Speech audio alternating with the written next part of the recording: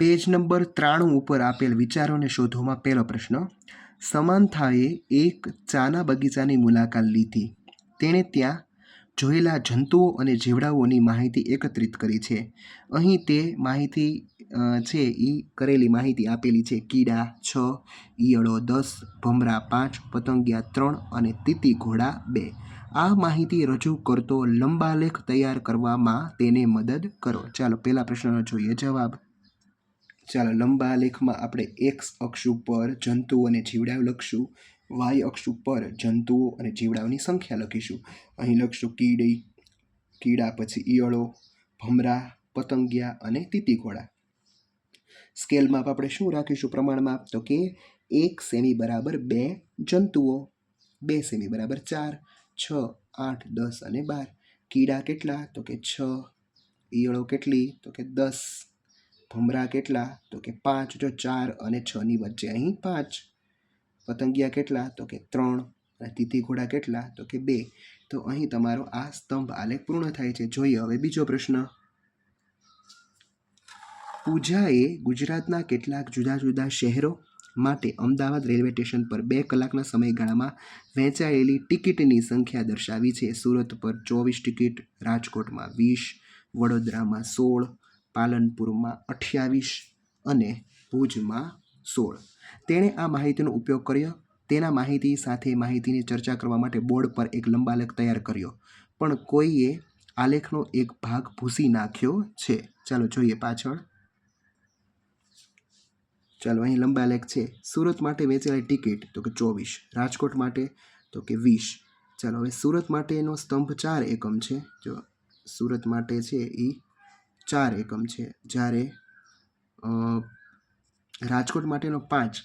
તો આનું પ્રમાણમાં શું હોઈ શકે?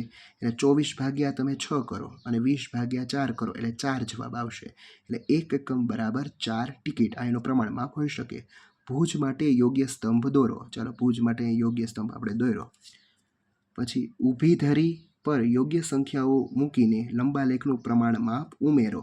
ત્યારબાદ શું આ આલેખમાં વડોદરા અને પાલનપુરનો સ્તંભ યોગ્ય છે? ના, વડોદરાનું તો યોગ્ય છે, પણ પાલનપુર છે એ 16થી સેજ વધારે એટલે કે 17 નથી. કેટલું છે? 28. એટલે 28 આપણે અહીં આવશે. આપણે વધારવાનું અને અંદર આપણે છે આવી રીતના લીટા કરીશું.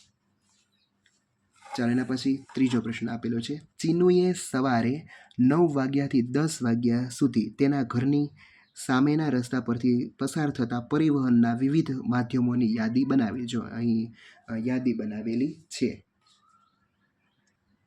એમાં પહેલો પ્રશ્ન, માહિતી માટે આવૃત્તિ વિતરણ કોષ્ટક તૈયાર કરો. ચાલો જોઈએ એનો જવાબ. ચાલો એને આવું કોષ્ટક બનાવેલું હોય. પરિવહનનું માધ્યમ મોટરસાયકલ, કાર, બસ, ઓટો રિક્ષા, સાયકલ, બળદગાડું અને સ્કૂટર.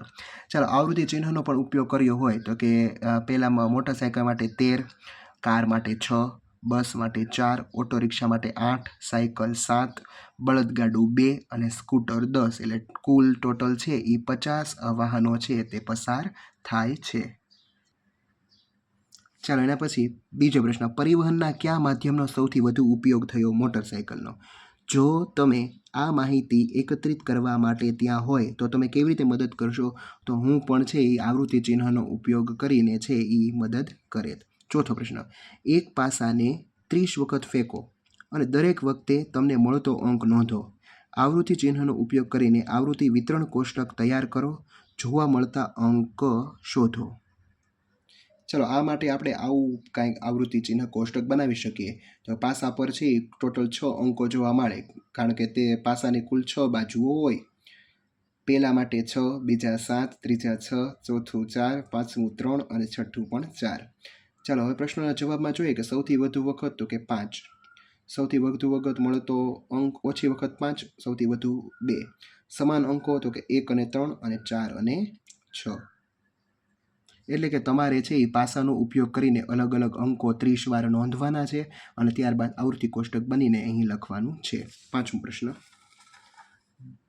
જસપ્રીત બુમરાહે તેની છેલ્લી 30 મેચોમાં લીધેલી વિકેટોની સંખ્યા પરની માહિતીનું વિતરણ કોષ્ટક ફેઝે તૈયાર કર્યું છે.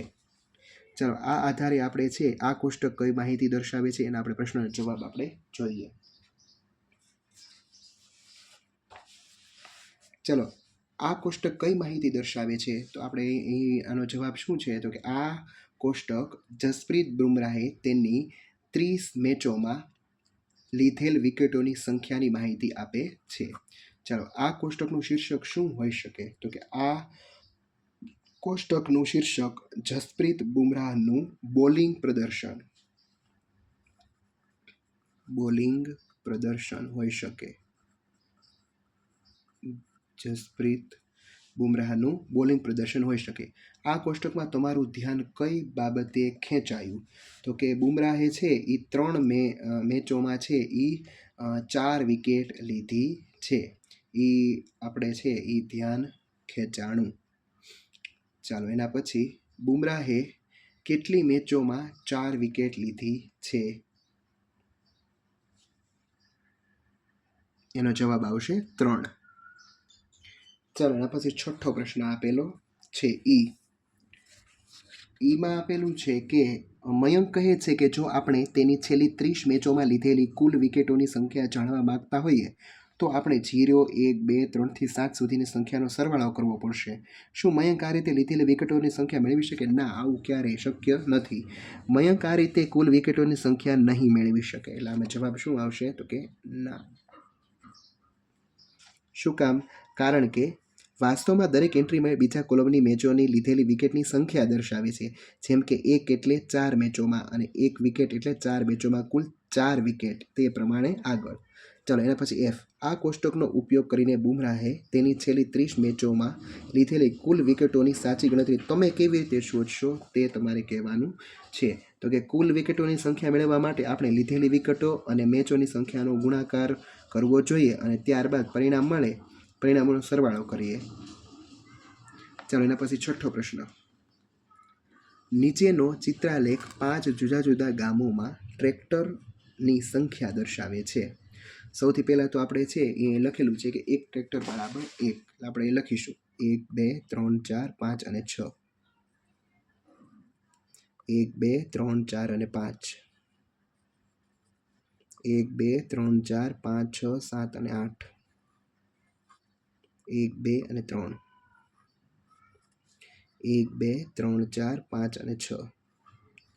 ચાલો, તો આપણે છે એ ગામ A, B, C, D, E અને F દ્વારા જુદા જુદા જે ટ્રેક્ટરની સંખ્યા છે તે આપણે લખી છે. હવે આપણે પહેલો પ્રશ્નનો જવાબ આપીએ. કયા ગામમાં સૌથી ઓછી સંખ્યામાં ટ્રેક્ટર છે? સૌથી ઓછી ગામમાં તો ડી. તો શું આવશે પહેલાનો જવાબ? ગામ ડી. કયા ગામમાં સૌથી વધુ ટ્રેક્ટરો છે? તો કે ગામ સી. ગામ સી પાસે ગામ બી કરતાં કેટલા વધુ ટ્રેક્ટર છે? તો કે ગામ સી પાસે ગામ બી કરતાં 3 ટ્રેક્ટર વધારે છે. કઈ રીતે? તો કે અહીંયા 5 છે અને અહીંયા 3 નાખો એટલે 8. કોમલ કહે છે કે ગામ ડીમાં ગામ ઈ કરતાં અડધી સંખ્યામાં ટ્રેક્ટર છે. શું તે સાચી છે? કેમ? તો કે હા, કોમલ સાચી છે. અહીં જવાબ આવશે હા, કોમલ સાચી છે. શું કામ? કારણ કે ઈમાં ટ્રેક્ટરની સંખ્યા છે એ કેટલી આપેલી છે? તો કે 6 આપેલી છે અને એના અડધા કેટલા થાય? તો કે 3. તો કે ડી. એટલા માટે કોમલ છે એ સાચી છે. 7મો પ્રશ્ન. એક શાળામાં દરેક ધોરણમાં છોકરીઓની સંખ્યા દર્શાવવામાં આવી છે. પહેલા ધોરણમાં તો કે જો અહીં લખેલું છે તે એક છોકરી બરાબર 4 છોકરી સમજવાની. એટલે આ 4, 2, 8, 4, 13, 12, ચોકે 16, 4, 5, 4, 6, 24. એ 24. એટલે પહેલા ધોરણમાં 24 છોકરીઓ. ચાલો, 4, 1, 4, 4, 2, 8, 4, 13, 12, ચોકે 16. 16માં તમારે 2 નાખવાની. શું કામ? કારણ કે અડધી છોકરી છે. અડધી એટલે કે 4ના અડધા કેટલા થાય? તો કે 2 એટલે 18. ચાલો, પછી ત્રીજા ધોરણમાં 1, 2, 3, 4 ને 5, 5 ચોક 20. ચોથા ધોરણમાં તો 1, 2, 3 એટલે 3 ચોક 12. 12માં તમે 2 નાખો એટલે 14. ચાલો, અહીં 4, 2, 8. 8માં 2 નાખો તો 10. ચાલો, છઠ્ઠા ધોરણમાં છે એ 1, 2, 3 ને 4 ચોકે 16. 4, 1, 4, 4, 2, 8, 4, 13, 12. 4, 1, 4 અને 4માં 2 નાખો એટલે 6. ચાલો, હવે પ્રશ્નનો જવાબ જોઈએ આપણે. કયા ધોરણમાં સૌથી ઓછી છોકરીઓ છે? તો કે ધોરણ 8માં. કેટલી છોકરીઓ? તો કે 6 છોકરીઓ જ છે. ધોરણ 5 અને ધોરણ 6માં છોકરીની સંખ્યાનો તફાવત એટલે કે એની બાદબાકી તમારે કરવાની. ચાલો, ધોરણ 5માં કેટલા છે? તો કે 10. અને છઠ્ઠામાં તો કે 16. એટલે આપણે શું કરીશું? 16 ઓછા 10 બરાબર કેટલા થશે? તો કે 6. તો કેટલો તફાવત થાય? તો કે તફાવત 6 થશે. ચાલો, એના પછી સી. જો ધોરણ 2માં વધુ 2 છોકરીઓ દાખલ કરવામાં આવે તો આલેખ કેવી રીતે બદલાશે? ચાલો, હવે આ ધોરણ 2 આપણે જોઈએ. અત્યારે હાલમાં છે એ 1 2 3 4 ચોકે 16 17 18. એટલે આ એક છોકરી છે, જો 2 વધુ દાખલ થાય તો આ છોકરી છે એ પૂર્ણ થઈ જશે. આલેખ છે, ચિત્રાલેખ આવી રીતે બદલાશે. ચાલો, એના પછી ડી. ધોરણ 7માં કેટલી છોકરીઓ છે? ધોરણ 7માં 4 4 4 12 લખશું આપણે. 12 છોકરીઓ છે.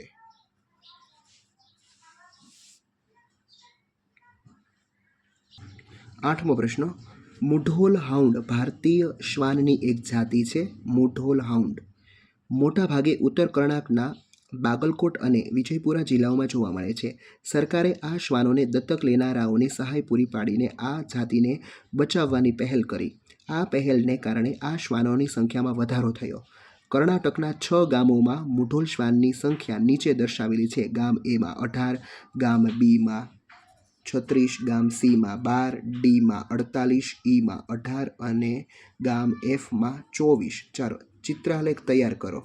ત્યારબાદ નીચેના પ્રશ્નો એ, બી અને સી પ્રશ્નોના જવાબ આપણે આપીશું. ચાલો જોઈએ જવાબ.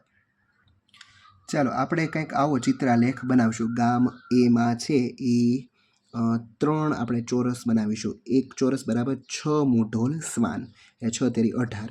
ગામ બીમાં છે એ આપણે 6 બનાવીશું. ગામ સીમાં છે એ 2, ડીમાં 8, પછી ઈમાં 3 અને એફમાં 4. એટલે અહીંયા આપણે સંખ્યા પણ લખીશું. 6 કા 6, 6 દુ 12, 6 તેરી 18.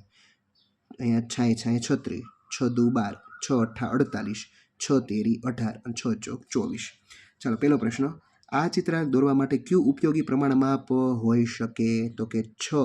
શું કામ? કારણ કે જો અહીં બધી જે સંખ્યા આપેલી છે એને બધાને તમે છે એ 6 વડે ભાગી શકો. એટલામાં કે એક ચોરસ બરાબર 6 મુઢોલ શ્વાન આપણે લખી શક્યું. બીજો પ્રશ્ન. ગામ બીમાં શ્વાનોનું પ્રતિનિધિત્વ કરવા માટે તમે કેટલા પ્રતીકોનો ઉપયોગ કરશો? તો કે ગામ બીમાં આપણે 6 પ્રતીકોનો ઉપયોગ કરશું, કારણ કે તેમાં 36 મુઢોલ શ્વાન છે. કામીને કહ્યું કે ગામ બીમાં ગામ ડીમાં આ શ્વાનોની સંખ્યા અને અન્ય 4 ગામોની શ્વાનોની સંખ્યા કરતાં વધુ છે. શું તે સાચી છે અને શા માટે? હા, કામીની સાચી છે, કારણ કે બી અને ડી બંનેનો સરવાળો 84 થાય છે અને પ્રથમ 4 ગામના આપણે સરવાળો કરીએ તો 72 આવશે. એટલા માટે છે એ 84 છે એ 72 કરતાં મોટા છે, એટલે તે સાચી છે. એના પછી આપણે 9મો પ્રશ્ન જોઈએ. શાળામાં 120 વિદ્યાર્થીનું એક સર્વેક્ષણ કરવામાં આવ્યું. તેઓ તેમના નવરાશના સમયમાં કઈ પ્રવૃત્તિ કરવાનું પસંદ કરે છે? રમવું 45 વિદ્યાર્થી, વાર્તાના પુસ્તકો વાંચવા 30, ટીવી જોવું 20, સંગીત સાંભળવું 10 અને ચિત્રકામ કરવું 15. એક એકમ બરાબર 5 લંબાઈ વિદ્યાર્થીઓના પ્રમાણમાપને લઈને ઉપરની માહિતી દર્શાવતો લંબાલેખ તમારે બનાવવાનો છે. અને રમવા સિવાય કઈ પ્રવૃત્તિ સૌથી વધુ વિદ્યાર્થીઓ દ્વારા પસંદ કરવામાં આવે છે? તો આપણે અહીં જોશું કે રમવામાં 45 છે, તો એના સિવાય સૌથી વધુ શું છે? તો કે 30, એટલે કે વાર્તાના પુસ્તકો. એટલે શું આવશે? તો રમવા સિવાય વાર્તાના પુસ્તકો વાંચવા છે એ વિદ્યાર્થી વધુ પસંદ કરશે. ચાલો, હવે આપણે એનો લંબાલેખ જોઈએ. ચાલો, લંબાલેખમાં આપણે આ એક્સ અક્ષ ઉપર છે એ પ્રવૃત્તિઓ લખીશું, વાય અક્ષ ઉપર વિદ્યાર્થીઓ લખીશું અને પ્રમાણમાં આપણે 5 એકમ રાખીશું. 5, 10, 15, 20, 25.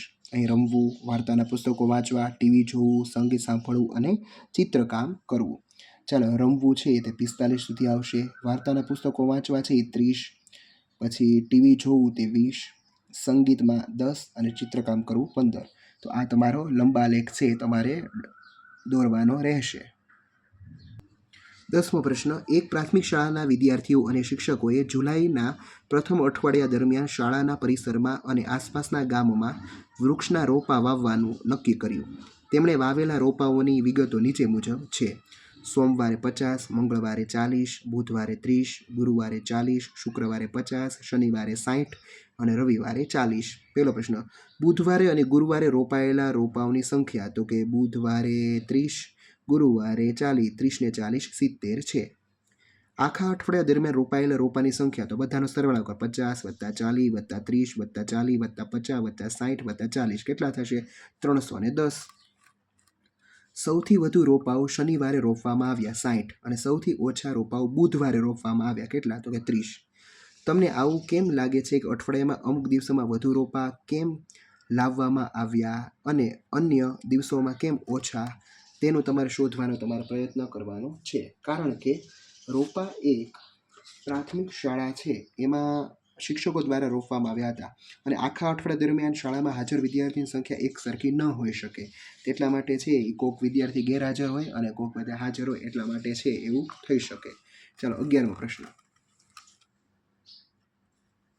ઈસવીસન 1900 થી ઈસવીસન 1970ની વચ્ચે ભારતમાં વાઘની સંખ્યામાં ભારે ઘટાડો થયો. ભારતમાં વાઘને શોધવા અને બચાવવા માટે 1973માં પ્રોજેક્ટ ટાઈગર શરૂ કરવામાં આવ્યો હતો. 2006થી ભારતમાં વાઘની ચોક્કસ સંખ્યા ટ્રેક કરવામાં આવી હતી. શગુપ્તા અને દિવ્યાએ 2006 અને 2022ની વચ્ચે દર 4 વર્ષના અંતરાલમાં ભારતમાં વાઘની સંખ્યા વિશે માહિતી મેળવી. તેમણે આ માહિતી માટે આવૃત્તિ કોષ્ટક અને આ માહિતી રજૂ કરવા માટે લંબાલેખ તૈયાર કર્યો. પણ આલેખમાં થોડીક ભૂલો છે. શું તમે તે ભૂલો શોધી તેને સુધારી શકો છો? ચાલો આપણે સુધારવાનો પ્રયાસ કરીએ. ચાલો અહીં છે એ કોષ્ટક આપેલું છે, અહીંયા છે લંબાલેખ આપેલો છે. એમાં પહેલું આપણે ભૂલ શોધવી કે ભૂલ 1, 2006માં વાઘની સંખ્યા આશરે 1400 છે. તો અહીંયા જો 2006માં અહીં 1000થી નીચે આપેલી છે, આ પહેલી ભૂલ. ચાલો 1000થી નીચે એટલે 2006 વાળી આ પહેલી ભૂલ. ચાલો બીજી ભૂલ, વર્ષ 2010માં વાઘની સંખ્યા 1700 છે. જો 1700 આપેલી છે, હા, પરંતુ આલેખમાં 1500 દર્શાવે છે. જો આલેખમાં જુઓ તમે, આ 1000 અને આ 2000ની વચ્ચે શું આવે? એક્ઝેક્ટ 1500. જો 1500 એ દર્શાવેલ છે, એટલે કે આ 2010ની બીજી ભૂલ. હવે ત્રીજી ભૂલ, વર્ષ 2014માં વાઘની સંખ્યા 2200 છે. જો વર્ષ 2014માં 2200 છે, તો કે હા, અને આલેખમાં છે એ 3000 નજીક બતાવી. જો 3000 નજીક બતાવેલી છે, ખરેખર અહીંયા આવી શકે, પણ છે એ 3000 નજીક બતાવે. આ ત્રીજી 2014માં ભૂલ. હવે 2018ની વાત કરીએ, તો કે 2018માં વાઘની સંખ્યા 3000 છે. જો 3000 છે, હા. હવે આપણે જોઈએ 2018માં, તો આ 3000 તો અહીંયા આપેલા છે, એટલે આ લંબાલેખ અહીંયા સુધી લંબાવવો જોઈએ, જે અહીંયા સુધી જ છે, એટલે આ પણ 2018ની પણ આ ચોથી ભૂલ છે. ચાલો હવે 2022માં જોઈએ, તો 2022માં 3700, તો કે આ 2022નું છે એ કમ્પ્લેટ છે, બાકી 6, 10, 14 અને 18માં ભૂલ છે. ચાલો હવે આપણે આ ભૂલ છે એની જગ્યાએ આપણે નવો આપણે લંબાલેખ બનાવીએ. ચાલો બનાવીએ. ચાલો સાચો લંબાલેખ 2006માં 1400, 10માં 1700, 14માં 2200, 6માં 1400, 14માં 2200, 18માં 3000 અને 22માં 3700. એક્સ અક્ષ ઉપર વાઘની સંખ્યા, વાય અક્ષ ઉપર વર્ષ. ચલો અહીં તમારું આ વિચારોને શોધો પૂર્ણ થાય છે. Thank you.